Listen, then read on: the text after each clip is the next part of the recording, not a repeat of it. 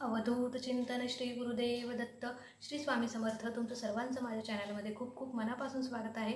आजचा दिवस तुम्हाला शुभ जावो, महाराजांच्या कृपेने तुमच्या सर्व इच्छा आकांक्षा पूर्ण होत हीच स्वामींच्या चरणी प्रार्थना करते।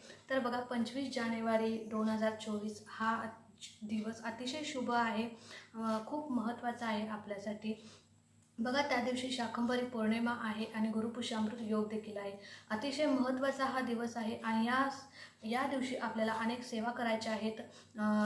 असे योग बघा क्वचितच कधीतरी येतात आणि त्या योगांमध्ये आपल्याला अनेक सेवा करायच्या आहेत, ज्यासाठी की आपल्या घरात लक्ष्मी नांदेल, अन्नपूर्णा नेहमी वास करेल, यासाठी आपल्याला अनेक सेवा करायच्या आहेत। बघा त्यासाठी जर तुमच्या घरात श्रीयंत्र नसेल तर दर पौर्णिमेला आपण सत्यनारायण करत असतो, श्रीयंत्रावर कुंकुमार्चन करत असतो। पण जर तुमच्याकडे श्रीयंत्र नसेल तर शाकंभरी पौर्णिमेला शाकंभरी देवीचा किंवा अन्नपूर्ण देवीचा कृपा आशीर्वाद आपल्याला वर राहावा, आपलं घर नेहमी धनधान्यानं भरलेलं असावं, यासाठी आपल्याला अन्नपूर्णा देवीवर कसं कुंकुमार्चन करावं हे मी तुम्हाला दाखवणार आहे आत्ता।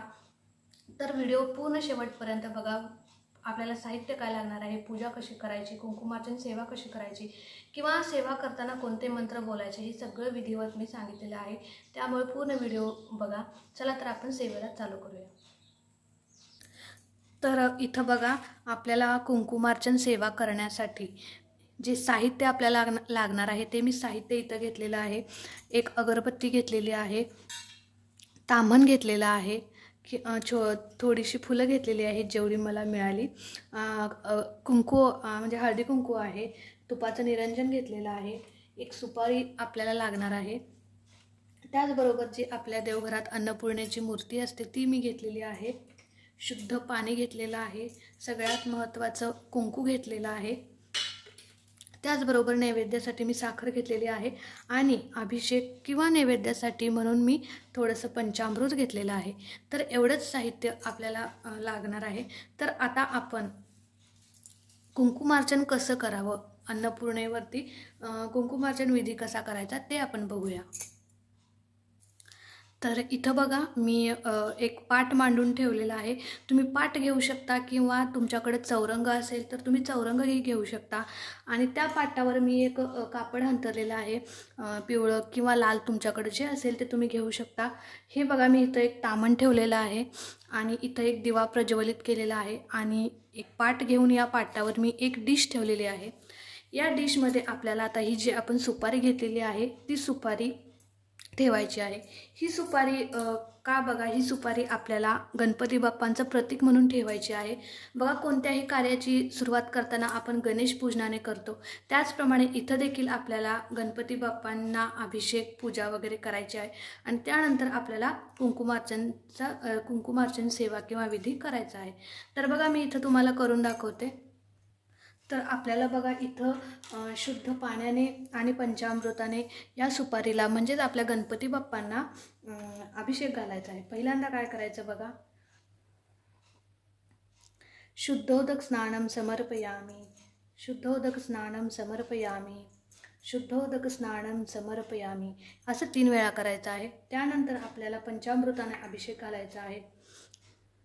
पंचामृत स्नानम समर्पयामी, पंचामृत स्नानम समर्पयामी, पंचामृत स्नानम समर्पयामी, हे 3 वेळा केल्यानंतर परत आपल्याला शुद्धोदक स्नानम समर्पयामी, शुद्धोदक स्नानम समर्पयामी, शुद्धोदक स्नानम समर्पयामी, अशा प्रकारे आपल्याला गणपती बाप्पांना अभिषेक घालून घ्यायचा आहे। अभिषेक घालून झाल्यानंतर बघा मी इथं एक आसन छोटंसं घेतलेलं आहे, त्या आसनावर मी थोडेसे तांदूळ ठेवणार आहे आणि त्या तांदळावर ही आपले गणपती बाप्पांना आपल्याला इथं स्थापन करायचं आहे। आता बघा हे गणपती बाप्पांना इथं स्थापन केल्यानंतर आपण त्यांची पूजा करायची आहे। हळद कुंकू अक्षदा वगैरे हे सर्व घालून आपल्याला त्यांची विधिवत पूजा करायची आहे। एक फूल सुद्धा इथं घालायचं आहे। बघा आपली गणपती बाप्पांची पूजा झालेली आहे। गणपती बाप्पांची पूजा वगैरे झाल्यानंतर, अभिषेक वगैरे झाल्यानंतर आपल्याला आपल्या अन्नपूर्णेची मूर्ती जी असते ती इथं आपल्याला ठेवायची आहे. आणि अन्नपूर्णा मातेला सुद्धा आपल्याला अभिषेक पंचामृताने आणि शुद्ध पाण्याने अभिषेक करून घ्यायचा आहे. तोही असाच करायचा आहे बघा. पहिल्यांदा शुद्धोदक स्नानं समर्पयामी, शुद्धोदक स्नानं समर्पयामी, शुद्धोदक स्नानं समर्पयामी. त्यानंतर आपल्याला अभिषेकाने पंचामृताने अभिषेक करायचा आहे. पंचामृत स्नानं समर्पयामी, पंचामृत स्नानं समर्पयामी, पंचामृत स्नानं समर्पयामी. परत आपल्याला पाण्याने, शुद्ध पाण्याने आपल्याला अभिषेक घालायचा आहे. शुद्धोदक स्नानं समर्पयामी, शुद्धोदक स्नानं समर्पयामी, शुद्धोदक स्नानं समर्पयामी. अशा प्रकारे आपल्याला आपल्या अन्नपूर्णा मातेला सुद्धा अभिषेक घालून घ्यायचा आहे. अभिषेक घालून झाल्यानंतर बघा, ही अन्नपूर्णेची मूर्ती आपल्याला इथे या तामणामध्ये स्थापन करायची आहे. तामणामध्ये स्थापन केल्यानंतर आपल्याला याची पूजा करून घ्यायची आहे. म्हणजे अन्नपूर्णा मातेची आपल्याला पूजा करून घ्यायची आहे. पूजा करून घ्यायची म्हणजे काय बघा, आपल्याला तिला हळद, कुंकू आणि अक्षता वाहून पूजा करून घ्यायची आहे. एक फूलही घालायचं आहे बघा. हे फूल मोठं आहे त्यामुळे मी इथं असं ठेवते किंवा इथं ठेवते मी, जेणेकरून आपल्याला कुंकुमार्चन सेवा व्यवस्थित करता येईल. तर फूल वाहून घेतल्यानंतर आपल्याला ही पूजा ज्यावेळी आपण करत असतो त्यावेळी तुम्हाला तुमच्या कोणती तुमची कुलदेवता असेल तिचं नामस्मरण करायचं आहे. किंवा श्रीसुक्त जरी म्हटलं तरी चालेल. किंवा जो तुम्हाला लक्ष्मीचा मंत्र येत असेल त्याचं तुम्ही नामस्मरण करू शकता. ही झाली आपली अन्नपूर्णा मातेची पूजा. हळद, कुंकू, अक्षदा, फुलं वाहून आपण अन्नपूर्णा मातेची पूजा केलेली आहे. आता आपण कुंकुमार्चन या सेवेला सुरुवात करूया. बघा, कुंकुमार्चन सेवा चालू करत असताना आपल्याला ही जी आपली 2 मधली बोटं आहेत, ह्या 2 मधल्या बोटांनी आणि या अंगठ्याने, बघा मी दाखवते तुम्हाला, ह्या 3 बोटांनीच आपल्याला कुंकू चिमटीत घेऊन कुंकुमार्चन सेवा करायची आहे. आपल्याला ही तर्जनी ही या 3 बोटांना स्पर्श करायची नाही किंवा ही करंगळी देखील आपल्याला या 3 बोटांना स्पर्श करायची नाही. या मधल्या 3 बोटांनी म्हणजे अनामिका, मध्यमा आणि अंगठा या 3 बोटांच्या मध्ये कुंकू घेऊन आपल्याला हे बघा असं मी तुम्हाला दाखवते. अशा प्रकारे कुंकू घ्यायचं आहे आणि अन्नपूर्णेच्या चरणांपासून ते डोक्यापर्यंत आपल्याला ही कुंकुमार्चन सेवा करायची आहे. ही कुंकुमार्चन सेवा तुम्ही 108 वेळा करू शकता, 1008 वेळा करू शकता. तुमच्या इच्छेने तुम्ही कितीही वेळा करू शकता. तर बघा, मी इथं तुम्हाला दाखवते. हे बघा, मी असं कुंकू घेतलेलं आहे आणि आपल्याला जो तुम्हाला मंत्र येत असेल तो तुम्ही म्हणत ही कुंकुमार्चन सेवा करायची आहे. बघा, मी करून दाखवते तुम्हाला. सर्वमंगल मांगल्ये शिवे सर्वार्थ साधिके शरण्ये त्र्यंबके गौरी नारायणी नमोस्तुते. सर्वमंगल मांगल्ये शिवे सर्वार्थ साधिके शरण्ये त्र्यंबके गौरी नारायणी नमोस्तुते. या देवी सर्वभूतेषु मातृरूपेण संस्थिता. नमस्तस्ते नमस्तस्ते नमस्तस्ते नमो नमः. अशा प्रकारे आपल्याला बघा ही कुंकुमार्चन सेवा करायची आहे आणि तुम्ही ही कुंकुमार्चन सेवा 108 वेळा करू शकता. लक्षात घ्या, ज्यावेळी तुम्ही कुंकुमार्चन सेवा करणार आहे त्याआधी तुम्ही संकल्प करा की तुम्हाला किती वेळा करायची आहे. 108 वेळा तुम्ही करू शकता, 1008 वेळा करू शकता. जशी तुमची भक्ती आहे, जशी तुमची श्रद्धा आहे त्याप्रमाणे तुम्ही ही कुंकुमार्चन सेवा करा. बघा, इथं आपली ही कुंकुमार्चन सेवा कशी करायची, विधिवत पूजा कशी करायची मी तुम्हाला सगळं दाखवलेलं आहे. ही पूजा करून झाल्यानंतर बघा तुम्ही देवीला धूप, दीप, आरती ओवाळायचं आहे.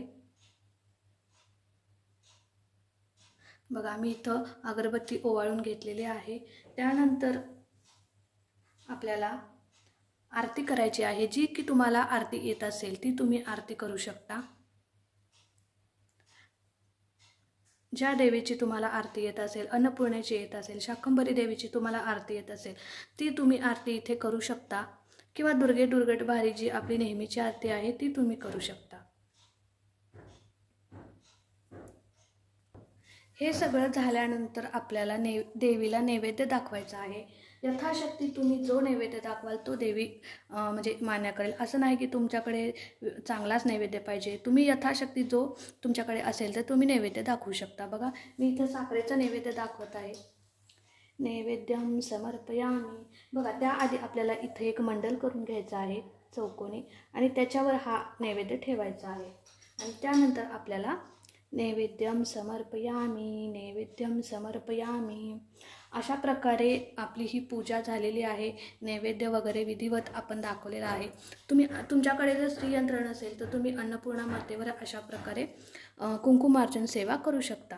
बघा, आणि ह्या कुंकुवाचं काय करायचं ते सुद्धा मी तुम्हाला सांगणार आहे। तर ही पूजा तुम्हाला अगदी साधी सोपी कशी वाटली तेही सांगा, आणि ही अशी पूजा तुम्ही नक्की करा। त्यानंतर बघा या कुंकुवाचं काय करायचं ते मी तुम्हाला सांगते। तर बघा अशा प्रकारे आपल्याला ही पूजा किंवा ही कुंकुमार्चन सेवा करायची आहे। ही सेवा अतिशय प्रभावशाली आहे। बघा 25 जानेवारी 2024ला अतिशय उत्तम शुभ दिवस आहे। प्रबल काय आहे जाते स्वामी आजोबा कुठे बघून नमस्कार करून स्वामी आजोबांना। तर 25 जानेवारी 2024ला गुरुवारच्या दिवशी शाकंभरी पौर्णिमा आणि गुरुपुषामृत योग या दिवशी आपल्याला ही कुंकुमार्चन सेवा नक्कीच करायची आहे। बघा ही कुंकुमार्चन सेवा करत असताना तुम्ही श्री सूक्त किंवा 99 मंत्राचा जर जप केला तर अतिशय प्रभावशाली आहे, अतिशय उत्तम आहे। त्यानंतर जर तुम्हाला 99 मंत्र किंवा श्री सूक्त जर म्हणायला जमत नसेल तर तुम्ही महालक्ष्मी अष्टक देखील म्हणू शकता। तर हे कुंकुमार्चन का केलं जातं ते आपण बघूया। बघा शक्ती तत्वाची निर्मिती ही लाल प्रकाशातून झाली आहे, आणि कुंकुवामध्ये शक्ती तत्व आकर्षक करण्याची शक्ती असते। म्हणून आपण देवीच्या मूर्तीवर किंवा श्रीयंत्रावर कुंकुमार्चन करतो, त्यावेळी ते जागृत होतं आणि जागृत मूर्तीतील शक्तितत्व कुंकुवामध्ये येतं। नंतर हे कुंकू आपल्याला आपल्या कपाळाला लावल्याने चांगले अनुभव देखील येतात। बघा माता लक्ष्मी किंवा आई जगदंबेची आपल्यावर कृपा होते। त्यानंतर या कुंकुवाचं काय करायचं आहे बघा, हे कुंकू आपल्याला इथं तिथं टाकायचं नाही आहे, किंवा म्हणजे आपण ज्यावेळी ते कुंकुवाचं करंडा असतो त्यात पण भरायचं नाही, एखाद्या वेगळ्या डबीत हे कुंकू आपल्याला भरायचं आहे। त्यानंतर परत दुसऱ्या पूजेला किंवा दुसऱ्या एखाद्या व्रताला हे कुंकू आपल्याला वापरायचं नाही, किंवा देवीला इतर म्हणजे दुसऱ्या पूजा करताना हे वाहायचं नाही। तर या कुंकुवाचं काय करायचं, ते एका डबीत भरून ठेवायचं। ज्यावेळी तुम्ही महत्त्वाच्या कामाला जाणार असाल किंवा एखादं म्हणजे जे तुम्ही ज्यावेळी दररोजसुद्धा ज्यावेळी तुम्ही ऑफिसला जाताना घराच्या बाहेर पडताना तुम्हाला हे कुंकू आपल्याला कपाळाला लावायचं आहे, ज्यात की आपल्या आई जगदंबेची किंवा जी आपण पूजा केलेली आहे ती शक्ती उतरलेली असते। ज्यावेळी आपण महत्त्वाच्या कामासाठी बाहेर जाऊ त्यावेळी नक्कीच आपलं काम होऊन जाईल। आणि हे कुंकू आपल्याला आपल्या घरातल्या सदस्यांना देखील लावायचं आहे, तुम्ही लहान मुलांना देखील लावू शकता। तर अशा प्रकारे बघा आपल्याला ही कुंकुमार्चन सेवा या शुभ दिवशी करायची आहे। आणि ही कुंकुमार्चन सेवा म्हणजे ही जी थोडक्यात मी तुम्हाला आख्यायिका सांगते। बघा पुरातन काळामध्ये ज्यावेळी सगळ्या जगामध्ये दुष्काळ पडला होता त्यावेळी शाकंभरी म्हणजे सगळे प्राणी मात्र असे अन्न म्हणून तरसत होते। त्यावेळी शाकंभरी मातेने रूप धारण केलं। शाकंभरी माता म्हणजे ही साक्षात अन्नपूर्णा मातेचंच रूप आहे। त्यावेळी शाकंभरी मातेनं रूप धारण करून तिने स्वतःच्या अंगावरती भाजीपाला किंवा फळे वगैरे जे आहेत ते उत्पन्न केले, आणि जे प्राणी मात्र म्हणजे ज्यांना अन्न वगैरे मिळत नव्हतं त्यांचं तिनं पोषण केलं, अशी आख्यायिका पुरातनामध्ये आहे। त्यावेळी म्हणजे म्हणून आपण शाकंभरी मातेला अन्नपूर्णेचंच रूप मानतो, आणि ती अन्नपूर्णे मातेचंच रूप आहे। म्हणून बघा ही सेवा आपल्याला येत्या शाकंभरी पौर्णिमेला करायचीच आहे, जेणेकरून शाकंभरी मातेचा किंवा अन्नपूर्णेचा आपल्या घरात नेहमी वास राहील, आपलं घर नेहमी आनंदानं धनधान्यानं भरेल। तर ही सेवा तुम्ही करा, मीही करणारच आहे। तर हा व्हिडिओ तुम्हाला कसा वाटला मला नक्की सांगा। व्हिडिओ जर आवडला असेल तर व्हिडिओला नक्कीच लाईक करा, शेअर करा, चॅनलवर नवीन असाल तर चॅनलला सबस्क्राईब करा। भेटूया अशाच एका नवीन व्हिडिओसोबत, तोपर्यंत श्री स्वामी समर्थ।